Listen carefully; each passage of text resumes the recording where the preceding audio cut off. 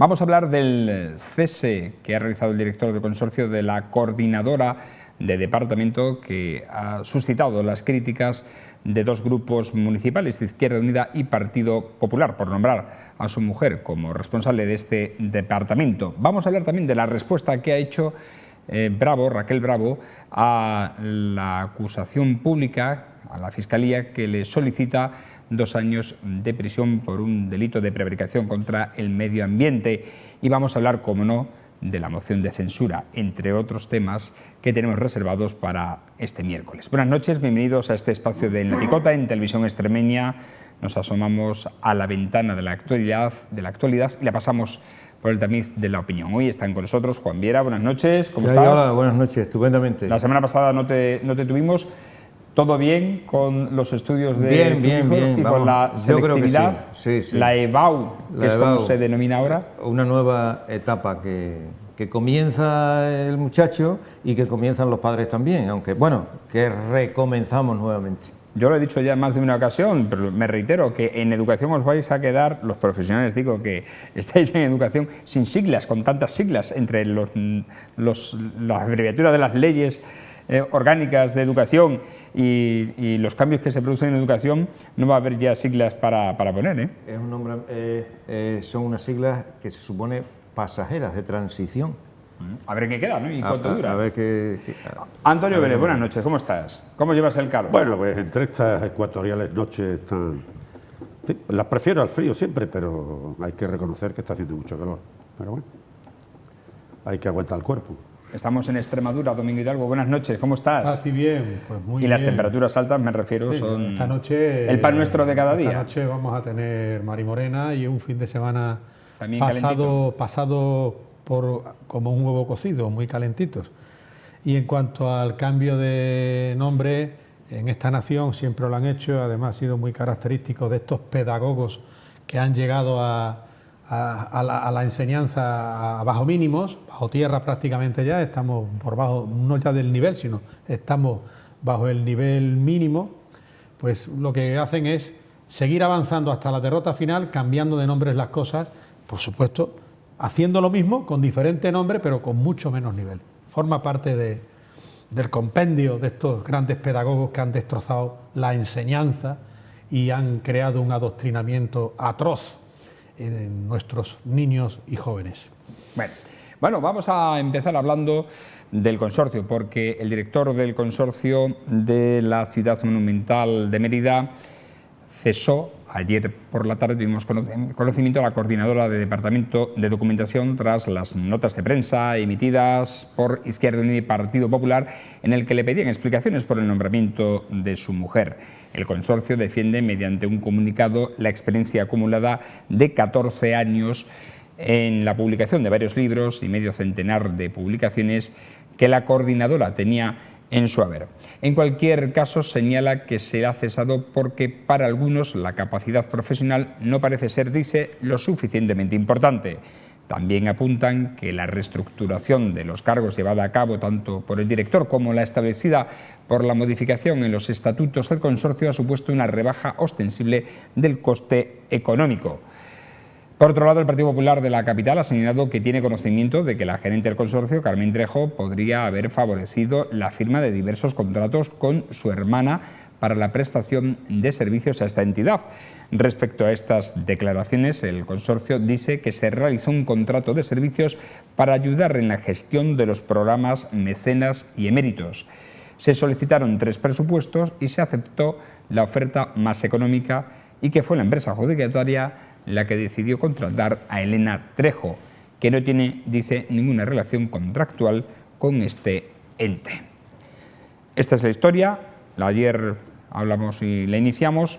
Anoche, prácticamente al filo ya de la noche, conocimos la respuesta del consorcio que solicitó esta cadena y parece que se ha saldado con el cese de la coordinadora. Domingo, políticamente, ¿cómo encajas esto?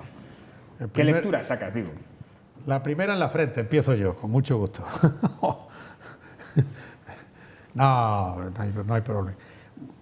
Muy someramente, y dado que, como nos ha dado instrucciones el señor presidente moderador de que seamos más cortos en nuestras intervenciones y así nos dará todavía más intervenciones, que se hagan más fluidas. Perfecto. Vamos a jugar al ping-pong. Una primera impresión. Son dos aspectos distintos. Primero, el cese de la coordinadora del Departamento de Documentación, porque casualmente es la esposa, la mujer de la señora del actual director del consorcio que acaba de aterrizar. Segundo particular es que a una señora que se llama Elena Trejo se le ha dado un contrato, se le ha adjudicado un contrato y esta señora es... No. Perdón. Elena Trejo es hermana de la gerente del consorcio, Sí, Carmen la ha Trejo. contratado la empresa que se ha quedado con la adjudicación de ese servicio. Ah, la ha contratado la empresa, el consorcio ha hecho una adjudicación a la empresa X y casualmente la empresa X ha contratado a Elena Trejo, a esta señora, que a su vez es hermana de Carmen Trejo, que es la gerente del consorcio. Es decir, el consorcio cuya gerente es Carmen Trejo ha adjudicado a la empresa X un servicio, el que sea, y esta empresa X, que ha sido contratada por Carmen Trejo y por el consorcio de la que ella es gerente, ha contratado a Elena Trejo, hermana de la gerente. ¿Me he explicado? Exacto. Bien. Y en el otro caso era que el director del consorcio había nombrado a su esposa. Bien es cierto que su esposa lleva 14 años trabajando en el consorcio. Bueno, pues yo en principio, a mí, en cuanto al nombramiento de la esposa, si el Partido Socialista o esto que hemos leído, o la dirección del consorcio que acabas de exponer, lo ve tan bien realizado, si estaba bien realizado, yo no discuto su valía, pero si estaba bien realizado, ¿para qué la cesan? Si tú haces un nombramiento, alcalde Antonio cuando era alcalde, hace un nombramiento que está bien hecho, si retira el nombramiento y provoca un cese, se deberá a algo, o que no estaba tan bien hecho, o que es un maricomplejine que no se atreve a mantener un nombramiento. Yo creo que a la gente hay que nombrarla por su valía. Y termino ya sin perjuicio, va a haber más rondas, ¿no? Sí. Correcto, te tomo la palabra. Hombre, hay algo que no es muy de recibo, ¿no? No estamos hablando, esta no es, el consorcio no hay 700 trabajadores, ni 1000, es que es muy casual, solamente, no creo que sea por algo más que la casualidad que una empresa con la que contrata el consorcio, una vez se ha hecho la concesión, esa empresa contrata a la hermana de la gerente del consorcio. Eso formalmente no suena bien, formalmente no parece que esté eso muy adecuado. No sé qué se diría si esto se hiciese por parte de un gobierno distinto al que hay. Yo creo que cuando algo está bien, lo haga quien lo haga. Y cuando algo está mal, lo haga quien lo haga. Juan. Bueno, yo creo que, me ha quitado Domingo una de las ideas que ha dicho, ¿no? Que normalmente si a esa persona se la ha nombrado con convicción, ¿por qué se la quita si se considera que profesionalmente es una persona capacitada y adecuada, ¿no? O sea, que si se ha tomado una decisión hay que mantenerla, independientemente de que por parte de partidos políticos critiquen esa cuestión por la relación personal que exista, ¿no? Lo que ocurre es que la situación general en este país ha llegado a un punto en donde todo este tipo de cosas chirrían, en que un director contrate a su mujer, la hermana de la gerente lleve a cabo, trabaje para una empresa adjudicataria de un servicio, pues por todos los antecedentes que tenemos y todo lo que ha pasado en este país, este tipo de cosas pues chirrían y lógicamente de cara a la opinión pública pues tienen una defensa bastante difícil, a pesar de que profesionalmente estas personas tengan una cualificación, tengan una capacitación y tengan una experiencia. Entonces son situaciones cogidas de manera muy débil que a veces es difícil sostenerlas ante la crítica de los partidos políticos, pero por los antecedentes que tenemos en este país, ¿no? Antonio, ¿qué lectura haces? Bueno, yo no voy a añadir nada, simplemente decir que el ser consorte, como decía Domingo, no implica que no tenga capacidad de desempeñar un puesto de confianza en orden al bagaje de adscripción a un órgano como este. Y en el otro caso, en el caso del mecenas, al que pertenezco, soy mecenas en una modesta cantidad al año, lo que no entiendo mucho es la externalización o la forma que sea, es que se le imputa al propio sistema mecenas un costo de la gestión del consorcio. O sea, que yo creo que tenía que ser una aplicación neta, gestionada por el propio consorcio, en orden a cuestiones afines concretos. Yo creo, según he leído, que detrae de las aportaciones del mecenas, de los mecenas, del orden de 20 y tantos o 30.000 euros esa gestión. Pero bueno, sí, pero vamos, yo en ese tema no voy a añadir nada de lo que se ha dicho, y con todas las cautelas, en un tema que puede tener muchas hijuelas.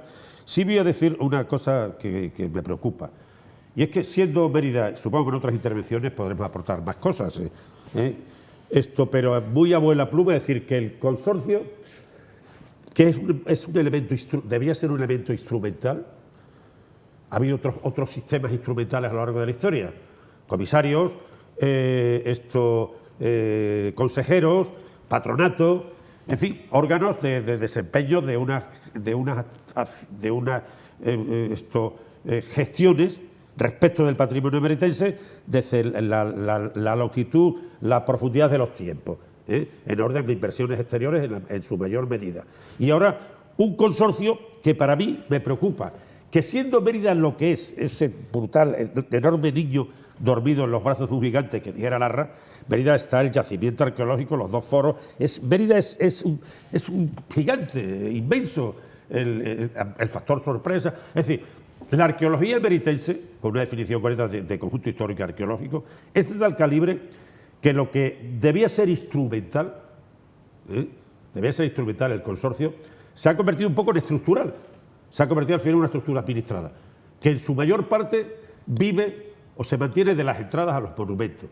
Con lo cual, claro, es decir, uno compara en otras épocas y bueno, realmente el potencial de inversiones en Mérida en lo que supone su inmenso patrimonio está en el buen camino cuando, valiéndome un poco de la edad de Peter en su principio, esto se ha convertido en una estructura, pues más estructura que instrumental. En una segunda intervención me permitirás que diga otras cosas. Sí, Domingo. En el primero de los temas, que era el de la coordinadora del departamento, esposa del director del consorcio, recientemente nombrado, Félix Palma, que ha sido hasta hace 2 días concejal del Ayuntamiento de Mérida, concejal de gobierno del PSOE. Hombre, tuvimos una importante polémica, aquí estuvimos hablando del cese que se provocó del anterior director, que a su vez ese anterior director también era un técnico, un arqueólogo, quiero recordar, de reconocido prestigio, con una solera de años, ya una veteranía y con criterio. ¿Qué es lo que ha pasado? Que los criterios que él tenía no han valido. Entonces, aquí hay que puntualizar mucho, hay que tener mucho cuidado. No suena bien, salvo que seas de ultraizquierda y comunista, porque claro, ahora Pablo Iglesias es el que hemos estado con la moción de censura, solamente solapado, quien es su portavoz es la novia, la novia de ahora, Irene Montero, ¿no? Vale. Eso no está bien, no suena bien. Hay tantísimos organismos, hay tantísimas empresas, tantísimas instituciones en las que por el mero hecho, no ya de ser la esposa o el marido, sino tener unas relaciones equivalentes a lo que se llama ahora relaciones de pareja, impiden, a pesar de toda la valía, que pueda acceder a determinado cargo, a determinado lugar, una persona precisamente en aras de, además de serlo, parecerlo. Esa es la clave, como la mujer de César, ¿no?, que se decía, además de serlo, parecerlo. Y a veces es tan o más importante parecerlo que serlo. Porque cuando alguien vale, lo tiene que parecer, porque valer vale. Lo otro lo ha tocado ahí de soslayo Antonio Alcalde sobre los mecenas y tal de la del consorcio y los eméritos, mecenas y eméritos, hombre, se supone que quien entrega dinero para eso directamente lo va a gestionar y lo va a utilizar y le va a dar la salida que sea el propio consorcio. Estaría muy mal visto que un mecenas, porque echase dinero, se le contratase a la empresa al hijo del mecenas, ¿verdad? O a la hermana. Es que volvemos siempre a hacerlo y parecerlo. Y ya termino. Hombre, esto también ocurre porque yo entiendo que el consorcio ya desde siempre ha ocurrido. Se nota ahora muchísimo que está muy politizado. Desgraciadamente hay tantas instituciones, tantos organismos, tantos pseudopúblicos que realmente no dejan de ser sino corralitos de la política, que la gente está ya un poco del gato escaldado del agua fría huye. Juan. Sí, bueno, yo volviendo a insistir en lo mismo y retomando un poco las palabras de lo que están diciendo tanto Antonio como Domingo, que el consorcio, creo que Antonio antes lo planteaba muy claro, el consorcio debe ser un instrumento para potenciar todo lo relacionado con lo que es el patrimonio histórico, artístico, monumental de Mérida, ¿no? Debe ser un instrumento para eso. Lo que no puede ser es que esas organizaciones que se crean como instrumentos después se transformen en estructuras para alojar a personas o alojar a familiares y todo lo demás, independientemente de que no sabemos en este caso cuál ha sido la intención, ¿no? Pero creo que hay algunas cuestiones de las que se dicen aquí, por ejemplo, que se ha dado a conocer la valía de esta persona en cuanto a que lleva una experiencia acumulada de 14 años, ha publicado varios libros y medio centenar de publicaciones, etcétera, etcétera, ¿no? Yo creo que si se ha hecho la contratación y se tenía que haber puesto de manifiesto todo este tipo de... claro, y no la cese, puesto que parece ser que es la persona adecuada para ello, porque de otra manera, cesándola, has puesto de manifiesto una debilidad, y has puesto, te has puesto tú y has lanzado a ella a los pies de los leones, ¿no? Puesto que demuestras que de alguna manera que hay otra intención en ese nombramiento, ¿no? Y en lo demás yo creo que bueno, que según dice aquí el Partido Popular, que se ha favorecido la firma de diversos contratos. Tampoco creo que sea esa la situación, porque sería adelantarnos un poco a lo que va a ocurrir, pero como he dicho antes, como en este país estamos viendo lo que estamos viendo y estamos acostumbrados a lo que estamos acostumbrados, pues todo este tipo calan en la opinión pública y tienen una influencia importante de cara a tomar decisiones por este tipo de organismos, ¿no? Como en este caso el consorcio, ¿no? Antonio, cerramos contigo. A mí me gustaría que de este tema hiciéramos una cuestión monográfica, incluso con más gente. ¿Por qué? Porque aquí se sesga mucho el tema arquitectónico, arqueológico, se ha sesgado mucho.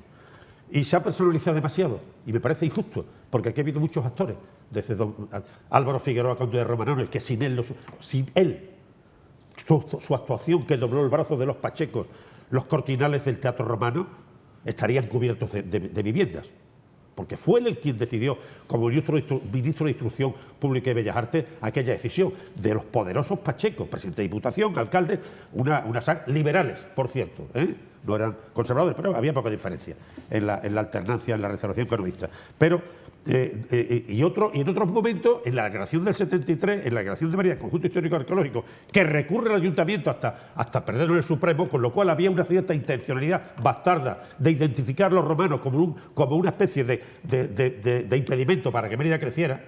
Y hay un consejero, un buen consejero, con sus errores, pero un buen consejero que se ha tirado el papel de los olvidos, Fermín Ramos Sánchez. Yo lo nombré cronista y fue decisivo en la declaración de Patrimonio de la Humanidad, en el equipo, con Enrique Cerrillo, un gran gestor. Aquellos tiempos fueron muy alocados, muy atropellados, pero Fermín Ramos Sánchez fue un buen consejero.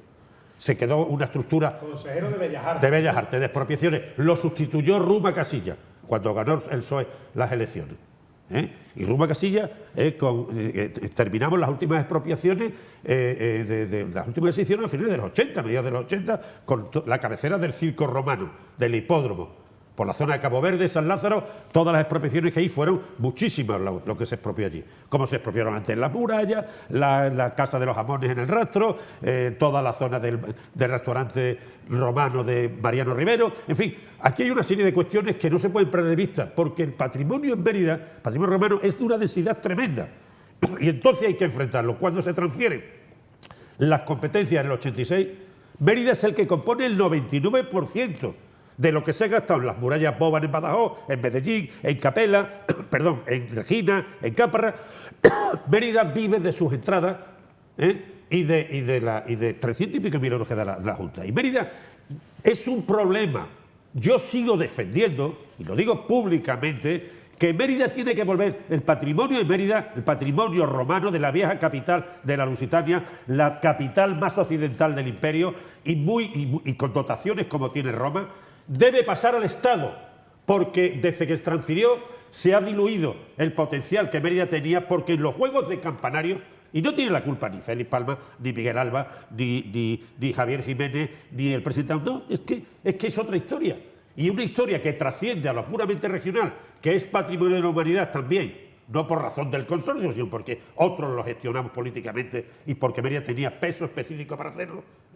Entonces, quiero decir que Mérida necesariamente, porque no se expropia nada desde hace ya 20 y tantos años, y en consecuencia se ha permitido hacer restaurantes al lado del teatro, del Arco Trajano, contradiciendo, vulnerando la ley de patrimonio. Claro, entonces este es un tema, siento ponerme emotivamente, no agrediendo a nadie, por supuesto, defendiendo una razón de peso para la ciudad. Mérida está por encima de la propia ciudad, que se llevó en carretas cuando empezaron las excavaciones de la Plaza de Toros. Me lo contaba mi abuelo Leopoldo Sánchez Manzanero, que era un muchacho ya con más de 20 años, lo recordaba. Se llevaron togados en carretillas, en carretas, fue un desastre. En Mérida no había conciencia. Y el que haya más conciencia a veces para los bares que para el patrimonio, que es una razón poderosa, tiene que estar tutelado por encima de intereses cercanos de campanario. Y en consecuencia, creo que el patrimonio tiene que reconsiderarse, porque Mérida tiene ante el mundo una obligación de muchísimo nivel. Y tiene que pasar a manos del Estado. Muy breve, Domingo, venga. Destacar esta frase que has dicho, alcalde. Es que te ha salido del alma. Hay más conciencia para los bares que para el patrimonio. Ahí queda eso. Nos referimos también al templo de Diana. No, yo me refiero al Arco de Trajano. No, yo al templo de Diana, al monumento al hormigón al Yo ya me opuse contra eso. Y a las copas que se servían en el bar que había en el Alcazaba también. Yo defendí en el área del templo de Diana la mejor plaza de España. La mejor plaza de España. No la traerías preparada, ¿no? Más conciencia para los bares que para el patrimonio. Ahí queda eso. No, porque a mí me duele el patrimonio como le dolió a Larra. Claro que sí. Pasamos a otro asunto, porque el Partido Popular, en orden judicial, ha emitido un comunicado en la mañana de este miércoles en el que afirma que la concejala Raquel Bravo nunca tuvo conocimiento de las denuncias por las que la Fiscalía pretende abrir causa contra ellas cuando era delegada de Medio Ambiente. Y además dice que esta concejala ha mostrado su sorpresa por la continuidad del proceso contra su persona, siendo el único cargo al que le piden responsabilidades por este asunto que arrastra desde el año 2008. En este mismo programa adelantamos ayer que la Fiscalía solicitaba para Bravo 2 años de prisión, 9 años de inhabilitación para empleo o cargo público y 9.000 euros de multa por un delito contra los recursos naturales y el medio ambiente por presuntas irregularidades en la concesión de licencias y mediciones de ruido cuando ocupaba el cargo de delegada de Medio Ambiente y Urbanismo en la pasada legislatura. En el caso de que se le atribuyera un delito de prevaricación, la Fiscalía solicita 9 años de inhabilitación especial para empleo o cargo público, la misma pena que para un funcionario municipal investigado por el mismo asunto. Según la acusación pública, los acusados no realizaron ninguna actuación para proteger la salud de los afectados por la contaminación acústica que emanaba de ese local, conocido como Caramelo. El Juzgado de Primera Instancia, Instrucción número 2 de Mérida, ya ha decretado la apertura de juicio oral. Juan. Pues no sé qué comentar sobre esto. Sí, esto fue en el año 2008. Arrancó en 2008 las denuncias de los vecinos de este local, Caramelo, que es como se llamaba, que estaba cerca de la Plaza de los Escritores. Hay que decir también, no lo he dicho en la introducción, pero por no alargarme y extenderme, que arrancó en la etapa del gobierno del Partido Socialista cuando era delegada de Medio Ambiente Marisa Tena. Marisa Tena fue en principio también investigada, pero se ha archivado la cosa contra ella y contra 4 técnicos también de la época, ¿vale? Parece ser que a partir de 2011 se registraron más de 100 denuncias por parte de los vecinos y por la omisión de estas denuncias, de la actuación extraordinaria de la denuncia, es por la que la juez abre juicio oral. Y abre el juicio oral para los hechos ocurridos a partir de 2011, que es cuando esta mujer, Raquel Bravo, era vicealcaldesa, ¿no? Y delegada de Urbanismo y Medio Ambiente. No sé, yo creo que el asunto este de los delitos contra el medio ambiente, como es el caso de los ruidos y todo esto, es una cuestión que cada vez está tomando más importancia en las sociedades avanzadas, ¿no? Y yo creo que precisamente hoy escuchaba también, cuando venía para acá, que hay en algunas localidades se denuncian, sobre todo en el verano, ante la institución municipal, ante los ayuntamientos, se denuncian ruidos por parte de vecinos, dado que con el calor la gente duerme con las ventanas abiertas y a veces... Por las terrazas. Exacto. Y yo creo que es una cuestión que hay que tener en cuenta y que lógicamente la Fiscalía debe intervenir más. Ahora bien, en el caso concreto pues no tengo una información muy específica sobre el tema, ¿no? Pero creo que en las sociedades avanzadas, en la medida en que se va tomando conciencia más de todas las cuestiones de carácter medioambiental, pues este tipo de cosas saltan a la palestra. Yo sé que, por ejemplo, en Villafranca de los Barros, con motivo de unas fiestas, creo que fue en los carnavales o algo así, también hubo por parte de algunos vecinos denuncias al ayuntamiento, puesto que al celebrarse en plazas públicas, en el interior del centro urbano, pues claro, todo esto provoca unas molestias al vecindario que hay que hacerle frente, ¿no? Y no sé, en el caso concreto pero yo creo que es importante que se vayan tomando medidas para tratar de pelear contra los ruidos, ¿no?, que molestan al vecindario, ¿no? Antonio Vélez, por cierto, tenía acta de concejal la pasada legislatura cuando Bravo era delegada de Medio Ambiente. Sí, bueno, este es un tema, añadiendo a lo que ha comentado Juan, estoy de acuerdo, es que en cierto modo es más novedoso y ha creado bastante problemática, cierto desconcierto en algunos ayuntamientos. Hay que decir, perdona, que Raquel Bravo tiene 2 procesos más pendientes sobre el mismo tema, sobre ruidos de otros locales. Sí, quizás en su condición, según he podido saber, de inhibición, supuesta inhibición respecto a ese problema. Un problema que ha desbordado, ha creado situaciones complicadas, no solo aquí, también en Cáceres, en muchos sitios, con alcaldes de distintos signos. Y claro, y abre, como bien ha dicho Juan, abre un melón importante, porque los derechos de unos se terminan cuando vulneran los de otros, esto está claro. Es decir, mañana hasta una procesión de Semana Santa puede estar en cuestión, si va cargada de fanfarrias y de olifantes, ¿no?, y de trompetería. Es decir, que hay una serie de cuestiones que se abren a este tema. Yo personalmente no tengo mucho conocimiento en detalle de las circunstancias que han ocurrido aquí, por lo tanto no voy a entrar en más considerandos, porque tampoco ir a hacer leña pues no es mi estilo, ni mucho menos. Pero sí me gustaría porque estos temas se pudieran ir normalizando en normativas que tengan desde la exigencia de la propia sociedad, lo que estamos muchos en llamarnos el imperativo de configurar, de articular la sociedad civil. A mí me parece importante que estos temas se definan. Quizás puede dar la apariencia, que se están surgiendo muchas cabezas de turco en un partido o en otro, posiblemente, porque a lo mejor el sistema judicial pues necesita también hacerse ver, hacerse valer y cumplir la norma. Pero claro, en la norma también hay muchas casuísticas, un poco como la película de Casablanca, cuando fueron a cerrarle el casino a Humphrey Bogart.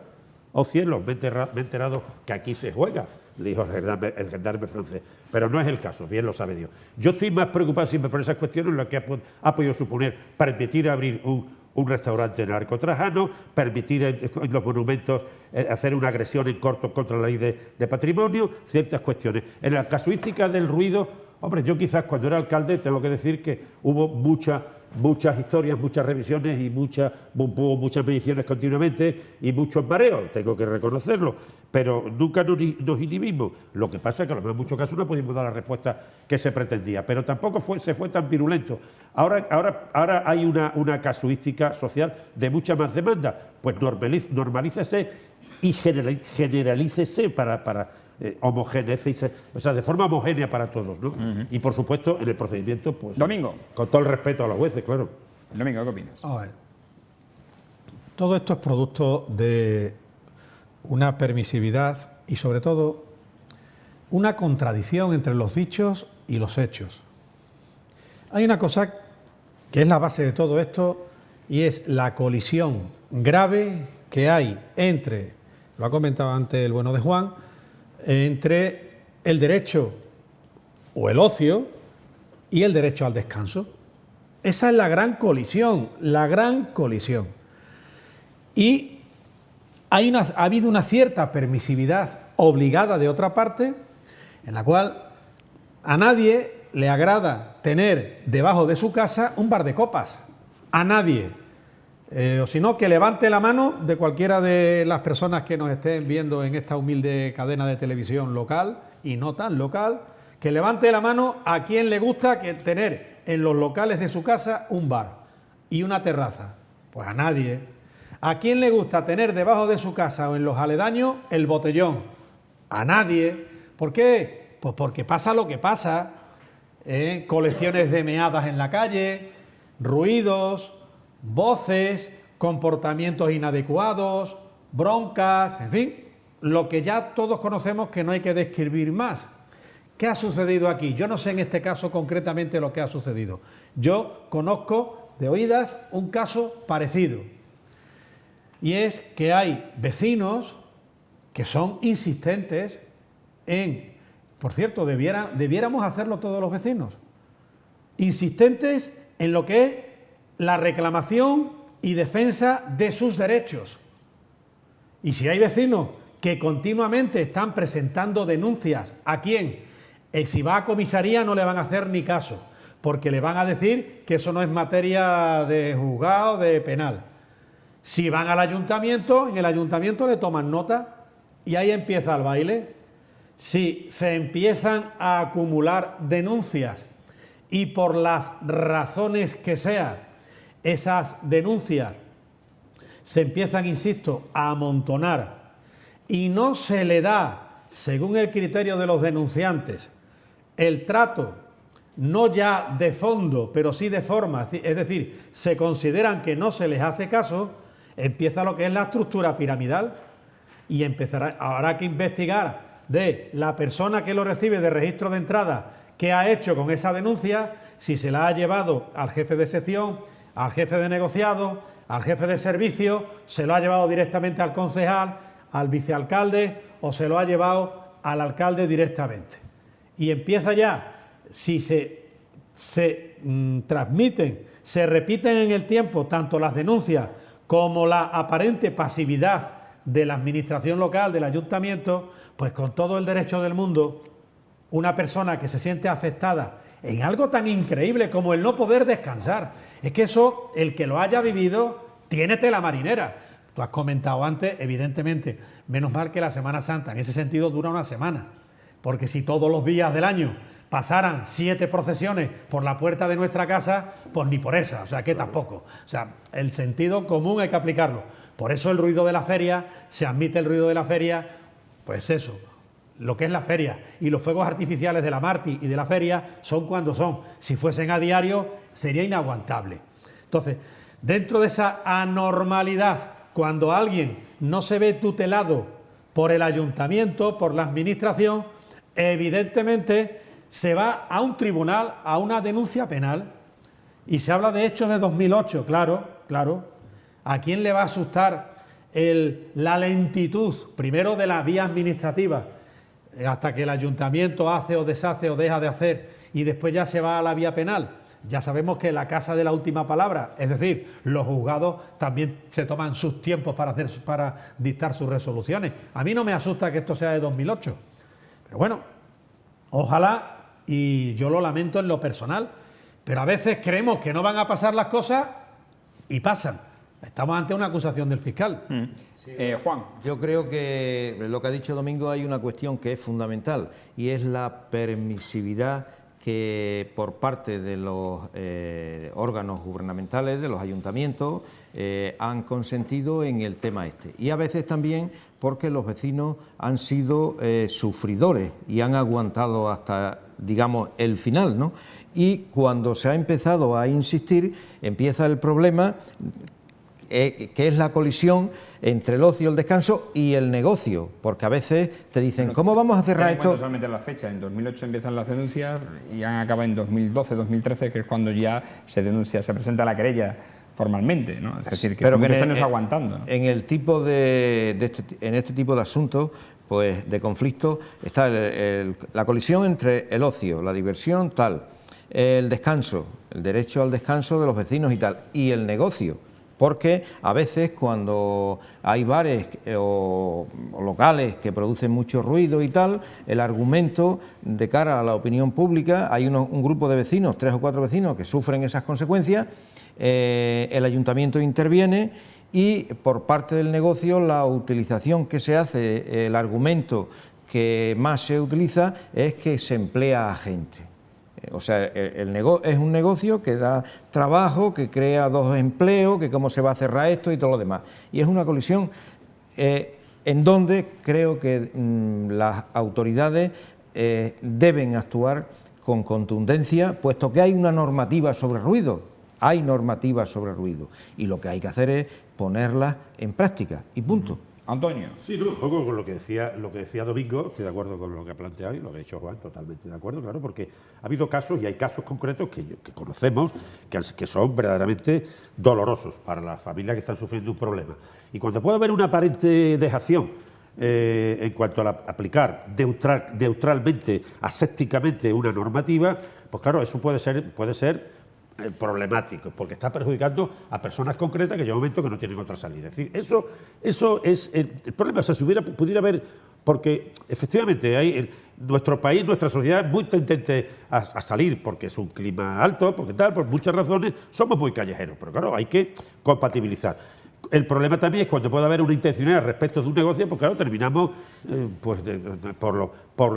a la deriva, Al final parece ser que en la plaza de toros, en el ruedo, ponen un mercado los sábados y venden chorizo y queso. Pues mire usted, yo que creo que eso no es de recibo, por poner un ejemplo. Claro, en fin, y se supone que cuando hay una corrida de toros, los espacios de auditorio de salida tendrán que estar despejados, no con elementos que entorpezcan una evacuación, sobre todo con la que está cayendo, de posibles atentados y de amenazas y de historias. Claro, entonces decir que se cumpla la ley con todas las consecuencias, pero entendiendo también de que no haya una casuística concreta de persecución puntual por razones de mala conciencia de mucha gente durante muchos años, porque a lo mejor lo que hay que hacer es llamar a la conciencia general y normalizar bien las cosas. Ya nos hace ese mercadillo, por cierto. Domingo. Pues me alegro mucho. Vamos. Hay algo que no se ha dicho aquí. La acusación, yo me ha parecido leer entre líneas, vamos, la acusación va contra, en este caso, la ex vicealcaldesa, la señora Bravo, pero también están investigados y están acusados, en este caso, un funcionario. Tengo la impresión de que en otros procedimientos que están en marcha hay más funcionarios también encausados. Cuidado. Que aquí no debiera abrirse un establecimiento sin reunir las condiciones básicas. Y ya, por desgracia, sabemos lo que pasa muchas veces a la hora de abrir un bar o que ha ocurrido. Pero yo quiero apuntar un poco la contradicción la flagrante contradicción en la que se incurre. Acabo de leer hoy en la prensa, hoy, y concretamente en el diario Hoy, que el ayuntamiento, rectifícame si me equivoco, moderador, por favor, y director de este valioso programa, que ha dado un permiso hasta el 30 de septiembre para que las terrazas estén abiertas hasta las 3 de la mañana. Sí, es un comunicado del propio ayuntamiento. Claro, quiere decirse, a ver, estamos hablando de lo que estamos hablando, pues no, pues ya sabemos que en Mérida hasta las 3 de la mañana, y como Juan ha recordado antes, lo que pasa ahora con estos fríos veranos que tenemos en Mérida y en toda Extremadura, imaginemos lo que es en Mérida, aquel que dice, ¿para qué voy a dormir con el aire acondicionado? Voy a abrir un poco las ventanas. Pues sabe que va a tener la terraza de abajo, no las terrazas, porque como bien he sabido, con esto de que se han puesto carpas por todos lados, o por lo menos terrazas por todos lados, si tienes hasta las 3 de la mañana, pues lo hemos arreglado. Porque claro, no nos equivoquemos, a mayor hora nocturna, más fáciles los verbos, es decir, más nos explayamos hablando y moderamos menos el tono de voz. ¿Por qué? Por propia lógica humana. Y claro, a más horas, pues más molestamos. Digo yo el primero, ¿eh? Aquí el que esté, como dice el Evangelio, el que esté libre de pecado, que tire la primera piedra. Y yo desde luego no voy a tirarla porque no estoy libre de pecado. Entonces, hombre, es que por una parte viene la permisividad, lo que hemos hablado antes, pero por otra después vienen los problemas. ¿Y eso qué genera? Pues convivencias que se rompen. Aquella persona que quiere entrar en su portal y no puede. Aquella persona que le han dejado abierto el portal sin querer y se han echado 4 o 5 meadas dentro. Aquella persona que quiere entrar en su portal y se encuentra dentro del portal o en las escaleras a gente haciendo lo que haga. Que la casuística y la realidad supera la ficción. Todo es posible.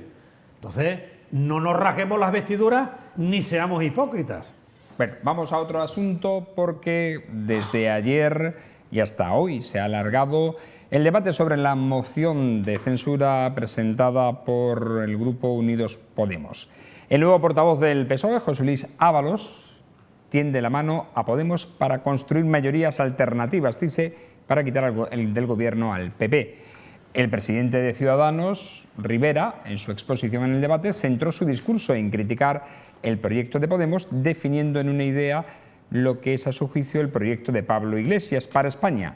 Demoliciones Iglesias, la ha denominado, haciendo alusión a que Iglesias no tiene proyecto, que Podemos no trabaja, que son aliados de los independentistas que buscan romper España.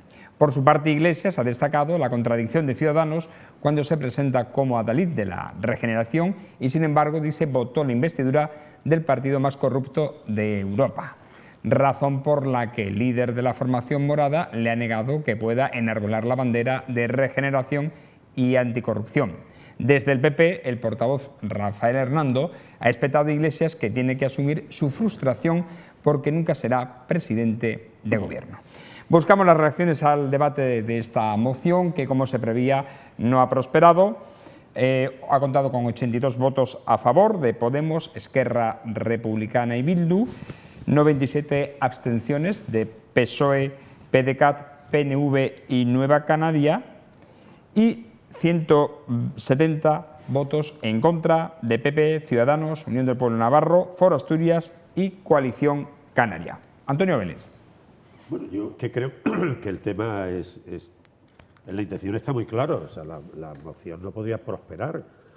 Simplemente Iglesias, en su fijación anti-PSOE, sabiendo que pierde posición en las últimas encuestas, ¿por qué no establece una alternativa viable en una sociedad que no es una sociedad bananera, como pueden ser otras sociedades bananeras, incluyendo Venezuela también, aunque no tengan ningún valor en la discusión, que son sociedades bananeras, esto viviendo casi en los límites de la pobreza y de la vulneración del Estado de Derecho. O sea, aunque yo he sido muy insistente, muy recurrente, muy pesado en esa idea, la famélica legión, que decía la Internacional, la Internacional Comunista, no se tira por las calles pidiendo de comer, ¿no? Somos una sociedad que tiene 30 y tantos mil euros de renta de PIB per cápita, Producto Interior Bruto por persona, que está mal redistribuido, pero no tiene ese... Por lo tanto, no era factible que la moción de Podemos de Iglesias, pudiera prosperar. Entre otras cuestiones,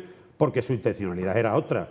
La intencionalidad era estar perfectamente en la entente subliminal con la derecha, jugando al juego que la derecha de Rajoy se ha planteado, quizás desde algunos grupos mediáticos, ciertos poderes económicos, editoriales, etcétera, etcétera, para inventar lo que es, a partir de los caminos de dignidad, un formato que se llama Podemos, al frente del cual está un líder que quiere ser califa en lugar del califa de la oposición, como el Visiris Nogú, o sea, quiere ser cabeza de la izquierda.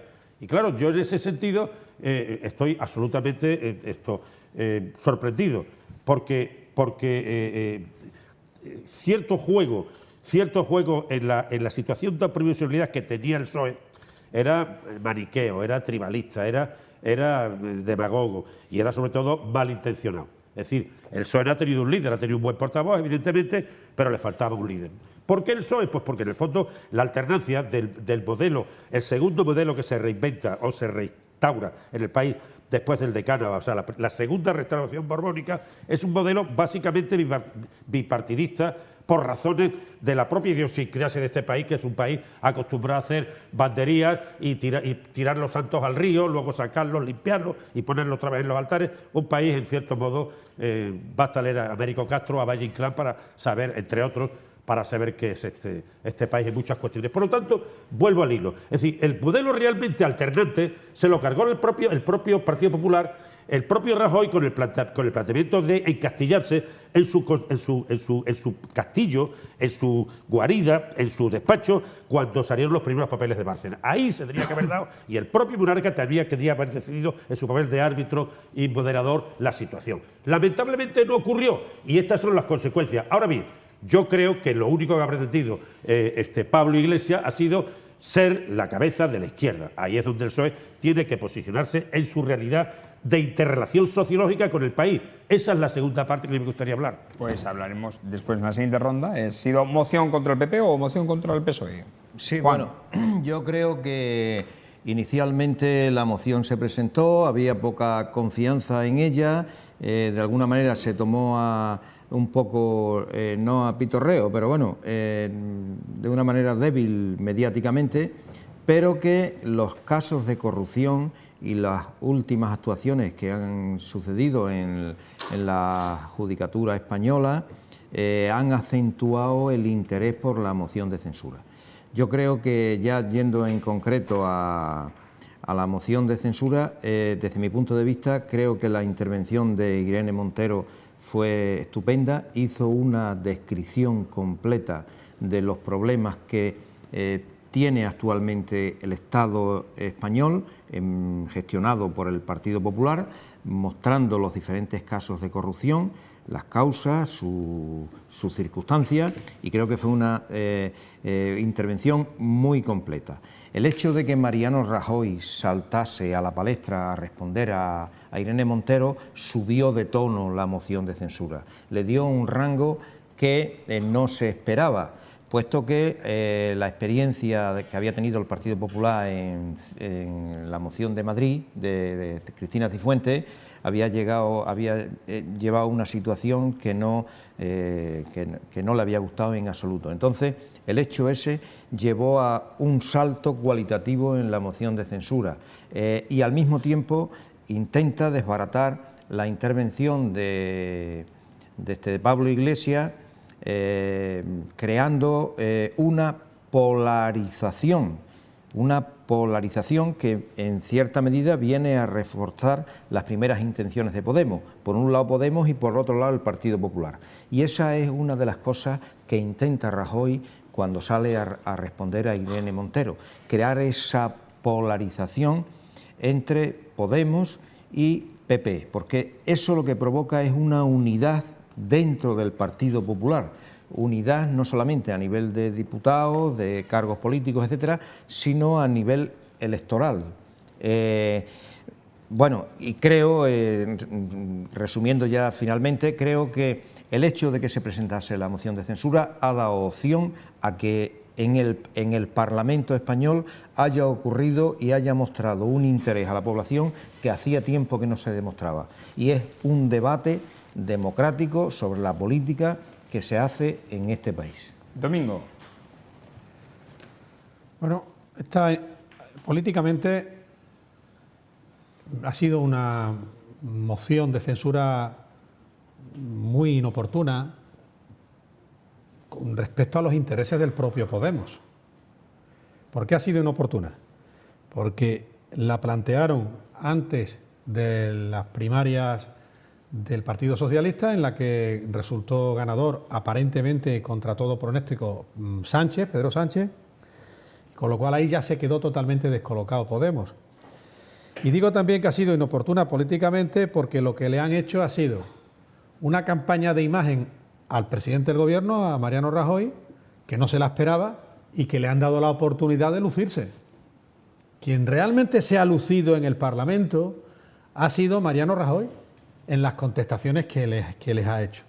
Porque lo que ha tenido importancia sobre todo ha sido el debate entre Mariano Rajoy, presidente del Gobierno, que no se sabía ni que si iba a intervenir o no, ha intervenido plenamente y ha demostrado que es mucho mejor parlamentario. Mira que no es santo de mi devoción Mariano Rajoy, pero ha demostrado que es un parlamentario que ha sabido ser un depredador dialécticamente hablando con respecto a los novios, a estos chicos que son novios, Pablo e Irene, y que ella ha sido la portavoz y él ha sido el candidato. Pues parecía que era todo al revés, parecía que... Además, aquí hay una serie de conclusiones. Ha habido algo que a mí me ha llamado poderosamente la atención y entonces no sé si a partir de ahora llamar comandante Pablo o no. ¿Por qué? Porque tiene una similitud importante con lo que ha sido Fidel Castro. Fidel Castro aburría a las ovejas. Aburría a las ovejas.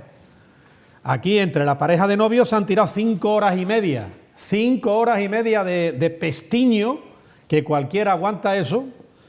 5 horas y media allí en el Congreso de los Diputados. Al más puro estilo Maduro y al más puro estilo Castro. Lo único que les faltaba es haber ido con chándal, como va Maduro. Tenía que haber ido con un chándal, y entonces ya lo que le dijo esta diputada canaria, Orama, o no sé cómo se llama, Oramas, que en 7 minutos ha descrito perfectamente, lo ha puesto en su sitio a ese señor, en el que ellos mismos se han retratado. Es decir, si alguien no sabía que Podemos es volver al telón de acero, que Podemos es el comunismo, que lo que trae es la miseria y el enfrentamiento entre la gente, pues ha tenido la oportunidad de darse cuenta. Y al PSOE sí le he visto ciertamente que ha cogido unas ciertas dosis de estabilidad y cuando menos una estrategia política que lo va a asentar, no de sentarse, sino de asentamiento, lo va a asentar en ser, como ha dicho Antonio Alcalde, un nuevo partido, la otra rueda de la bicicleta que él mismo había abandonado. PSOE, que por cierto, este fin de semana va a celebrar su Congreso Federal, Antonio. Sí, bueno, y es que realmente el juego tan malintencionado en este espacio de sesiones, que no se puede presentar otra moción de censura a corto plazo, a medio plazo, pues posiblemente le quita fuerza a Pedro Sánchez como nuevo líder del PSOE que va a oficializarse a partir del final de esta semana. Con lo cual, claro, es un factor nada desdeñable y a eso juega, a esa intencionalidad bastarda, políticamente hablando, me explico, juega Pablo Iglesias, clarísimamente, porque su obsesión es el PSOE. Intentar quitarlo del medio. Laminarlo. Cosa difícil porque en la piel, en las venas, en el juego, en el espacio sociológico y emotivo incluso en muchos casos que está el PSOE, independientemente de sus errores, de sus grandes, pequeños errores o más grandes errores, pues está el retomar ese espacio. Decir que Irene Montero hace una intervención, bueno, pues la podía haber hecho Enrique Vilamatas, la podía haber hecho Eduardo Mendoza, la podía haber hecho Elvira Lindo, Antonio Muñoz Molina, la podía haber hecho Antón Losada, la podía haber hecho, bueno, pues Isa Rosa. Bueno, quiero decir, no, ya lo sé, Pero quiero decir que no es tan complicado hacer un ejercicio analítico, y si es un historiador, pues posiblemente con mucha más contundencia. ¿Por qué? Un politólogo, economista, perfectamente. ¿Por qué? Pues porque el análisis la hace un simple pueblerino como yo, ¿no? Decir, hombre, es que lo inconcebible es que en un sistema bipartidista, que es con lo que nace la Constitución del 78, por razones obvias de fracasos históricos, seguramente coinciden Jordi Soletura, Roca, Fraga, Carrillo, coinciden en buscar guerra, coinciden en buscar una vía en ese sentido, ¿no? Que el bipartidismo fuera un elemento garante. Los padres de la patria lo deciden así. ¿Ha pasado ya ese tiempo? Pues habrá que hacer una nueva Constitución, evidentemente. Pero que en el juego bipartidista la alternancia es básica, porque es lo que regenera como el ave fénix todo el sistema. Y en ese sistema, cuando ha habido la metedura de patas de Bárcenas, de la contabilidad, de la Gürtel, del otro, Rajoy no tenía que haberse encastillado, porque al final salen como los hilillos del prestigio del barco que hundieron. Sacaron de Coruña. Pero, claro, el problema es que él no acepta esa historia. Ni el Borbón, el rey, tampoco impuso su patrón, porque eso ha roto el sistema y al final hemos inventado a Podemos. Quiero decir, ¿qué ocurre ahora? El PSOE tiene que abrir su nuevo camino, claro, porque siendo un partido de centro-izquierda, no es de centro, pero no es de izquierda. Y de hecho, posiciones que pueden venir en estos momentos más a ganar, a retomar el espacio de izquierda por razones obvias de redistribuir recursos y por garantizar empleo, actividad, en fin, pues lógicamente van a obligar a correr esa posición respecto de el IBEX, las multinacionales y la gente que está y las eléctricas, la gente que está manejando este país. Y hay que hacer políticas de izquierda, claro. Sí. Muy bien, Antonio. Juan. Sí, bueno, yo creo que el planteamiento de Pablo Iglesias, el programa, además de ser, desde mi punto de vista, un programa bastante completo, un programa de gobierno, dando una imagen institucional que probablemente hasta ahora no la había dado, una imagen de carácter presidenciable. Además de eso, yo no he escuchado la intervención de Ábalos del Partido Socialista, pero en la exposición de Pablo Iglesias se ve un cambio de actitud respecto al PSOE de lo que ha venido siendo en anteriores intervenciones en el Parlamento.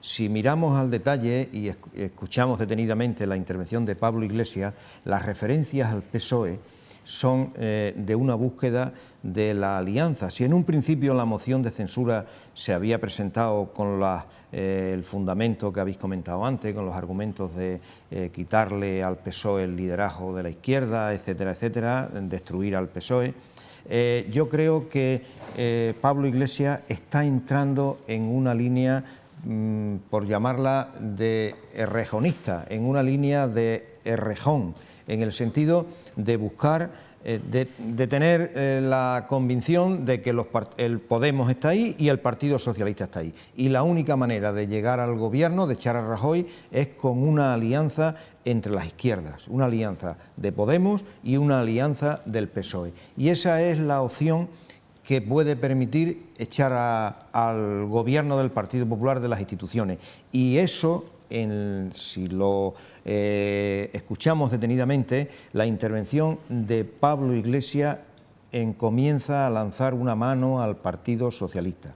Y es una intención que a través de en la exposición de su programa se va notando y se va viendo. Y creo que es una novedad importante que puede llevar a esa unidad futura o a esa moción de censura futura que plantea el Partido Socialista con el apoyo de Podemos. Por lo demás, Rajoy mintiendo como siempre, con una cara impresionante y aislando al Partido Socialista, porque otro de las intervenciones, otro de los motivos que hacen que él suba a responder a Irene Montero, y termino ya, es también llevar a un plano secundario al Partido Socialista, para Podemos, PP, para hacer el planteamiento ese. Vosotros, que sois la izquierda, y nosotros, que somos la derecha con opciones de gobierno. Vosotros no las tenéis. Y al mismo tiempo aislar al Partido Socialista. Domingo.